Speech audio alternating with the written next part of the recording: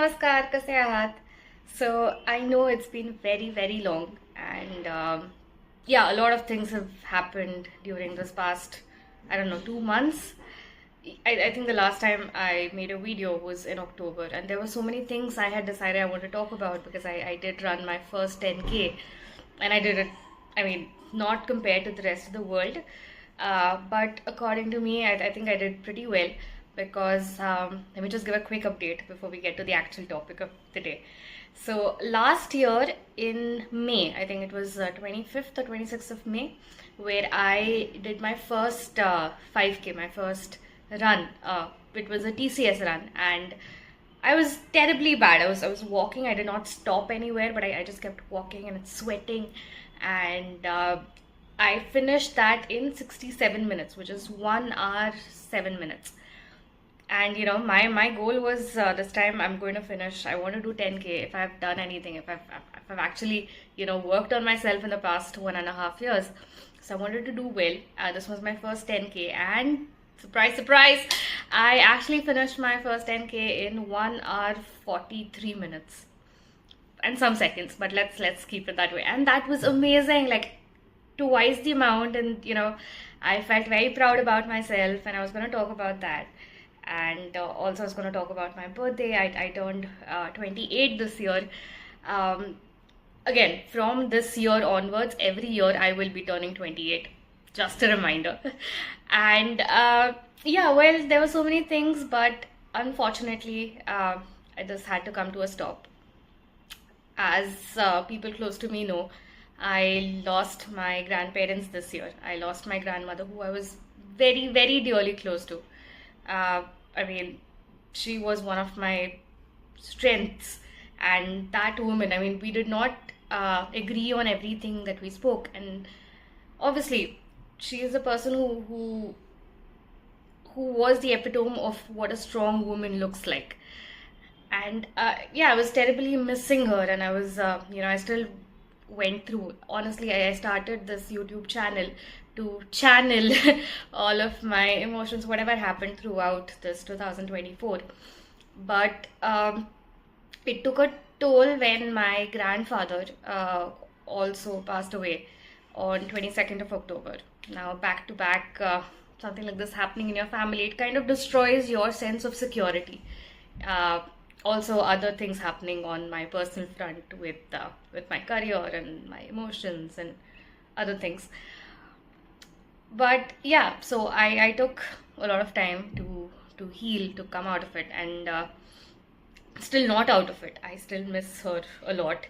I still wish that I could just hug her one last time. But life moves on, and that is what I'm learning.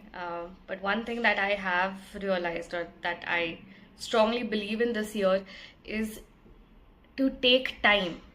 Just take as much time required just to, heal. I would not even call it healing, just to sit with your emotions and to deal with it, right? Like, just,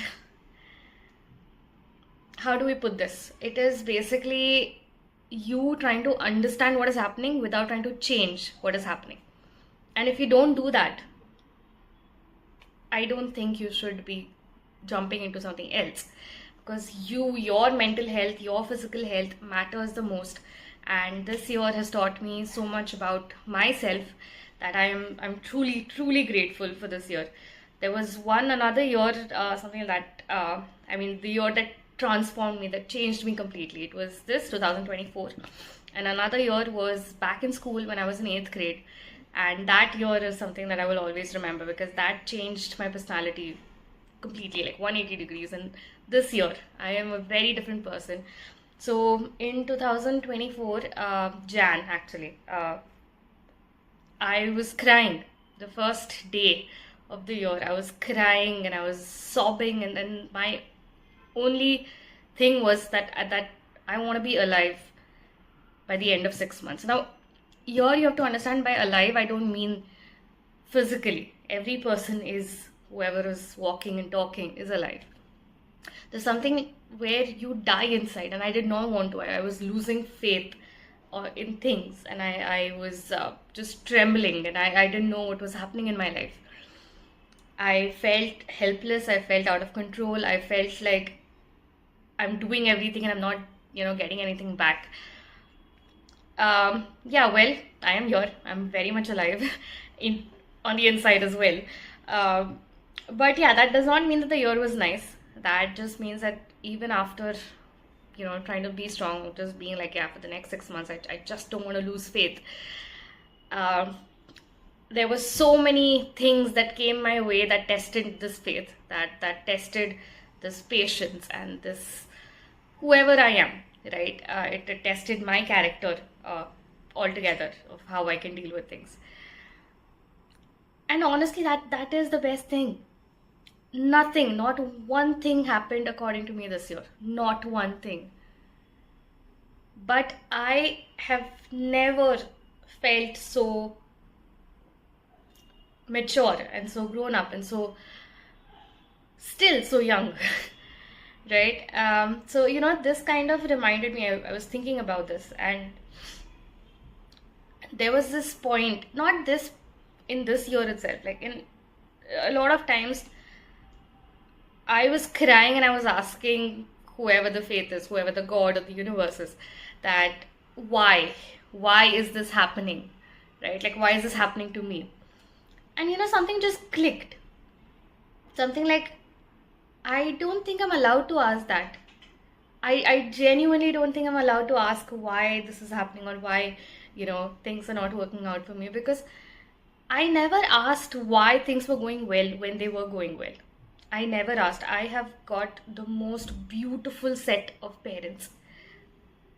Absolutely, everybody loves their parents, but yeah, I'm grateful. So I never went and asked like, oh, why are my parents so cool and why are my parents so supportive?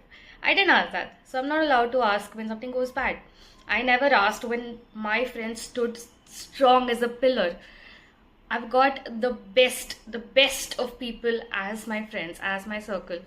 People who, if you meet them, you would know that they're gems. They're genuinely gems, right? I have got amazing cousins. I've got cousins who are as good as siblings, as good as best friends, who are literally, there, always there for me. So if I'm not allowed to ask for all these things, I'm not allowed to ask when I do something well, I like to think I'm smart. Maybe not. But when I think that I'm smart, I don't ask God that why? Why is this good thing happening to me, or why am I smart? So I don't think I'm allowed to ask why. And even when I do ask why, it reminds me of the first book that I ever read. This was in 8th grade, yes. And the book is called Alchemist. I'm pretty sure most of you have heard of this book. It is a beautiful book. It changed my perspective on so many things, and it still does up to this date, just when I think about it. So just a spoiler alert, if you've not read it and if you do want to read it, then just skip this part. But let me just tell you. So what happens is, in the story, there is this boy. I don't remember the details of it. And he keeps getting dreams that there is a treasure out there somewhere in a far off land. So he decides, okay, you know what, I'm going to, let me just try it out. Like, what's the harm? So he goes, and on the way, he has so many different adventures. Like he works at a gold shop, and then he meets a different alchemist, and then he meets a professor. He meets so many different people, all the way till the end. He gets kidnapped also, and like almost, close to death. All of this happens, and he still does not find the treasure by the end of it. So he's just talking to a couple of men. They're asking him, like, what are you doing here? Why are you here in our territory? And he explains that, see, I was getting this dream, and, somebody told me that there's treasure here, so that's why I came. And this person, the person he's talking to, the guard or that local person, he's like, that's funny. And, you shouldn't believe in these things, because I also get this dream where there is this church, some name of the church, and there is this tree, and there is the treasure under this tree. Now our protagonist realizes this is where he lives, this is where he started. The church and the tree is his hometown. And he just laughs it off, and he comes back to his hometown. He comes all the way back. And he digs down under that tree, and he actually finds the treasure. He genuinely finds all the treasure, all the things that he had, and he looks up at the god and he smiles. And I think there is a lot to interpret here. So again, this person could have also been like, why? If it was right here, it was right next to me, why did you make me go through all of this? Because the person who left that town and the person who entered that town are very different people. He changed, he transformed, he actually went through so many experiences and so many adventures that shaped him to be the person he is, the person who is capable of dealing with that treasure or that gold. And I like to believe that something similar is happening with us, with me, right? Where, yeah, I do sit and I do ask, like, oh, let's take example, if I'm not meant to be with a person, then why did I get so attached? Like, why did this happen? Or if I've prepared so hard for an interview and I'm like working so hard and I still did not get that interview, like, why is this happening?